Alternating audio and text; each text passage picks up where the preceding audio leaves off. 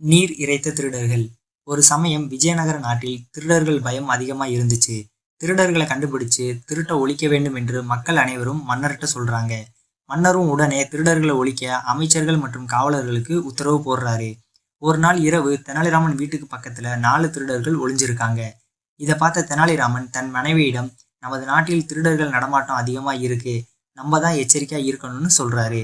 அதற்கு தெனாலிராமனோட மனைவி, அதுக்கு நம்ம என்ன செய்ய வேண்டும் என்று கேட்கிறாங்க.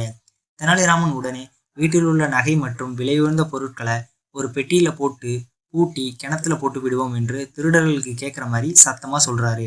பின் தன் மனைவியிடம் அமைதியாக திருடர்கள் இருப்பதை சொல்லிட்டு பெட்டியில கல், மணல், பழைய பொருட்களை போட்டு மூடுமாறு கூறிட்டு அந்த பெட்டியை இருவரும் தூக்கி கிணத்துல போட்டுடுறாங்க. திருடர்கள் நம்ம வீட்டுக்குள்ள போய் திருட வேண்டாம், கிணத்துல இருக்க பெட்டியை எடுத்தா போதும்னு சந்தோஷப்படுறாங்க. தெனாலிராமனும் அவரோட மனைவியும் வீட்டுக்குள்ள போனவுடன் திருடர்கள் கிணத்துக்கிட்ட வந்து பாக்குறாங்க. கிணறு ரொம்ப ஆழமா இருக்கவும் அதை பார்த்து பயந்த திருடர்கள் கிணத்துல இறங்காம தண்ணியை இறைச்சி பெட்டியை எடுக்கலான்னு முடிவு பண்ணி தண்ணியை இறைக்க ஆரம்பிக்கிறாங்க. மாத்தி மாத்தி தண்ணியை இறைக்கிறாங்க. இதை பார்த்த தெனாலிராமன் வீட்டுக்கு பின்பக்கம் போய் தண்ணி தோட்டத்துல இருக்க பயிர்களுக்கு போற மாதிரி வாய்க்கால திருப்பி விடுறாரு. இது தெரியாத திருடர்கள் கிணத்துல இருந்து தண்ணியை இறைக்கிறாங்க. பொழுதும் விடியுது. ஆனா தண்ணி கிணத்துல குறையவே இல்லை.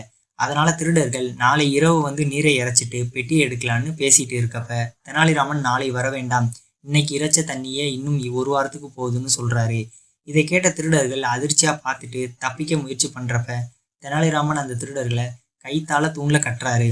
பின் அரண்மனை காவலாளிகள்கிட்ட தகவல் கொடுத்து அவர்களை கைது செய்து மன்னரிடம் அழைச்சிட்டு போயிடுறாங்க.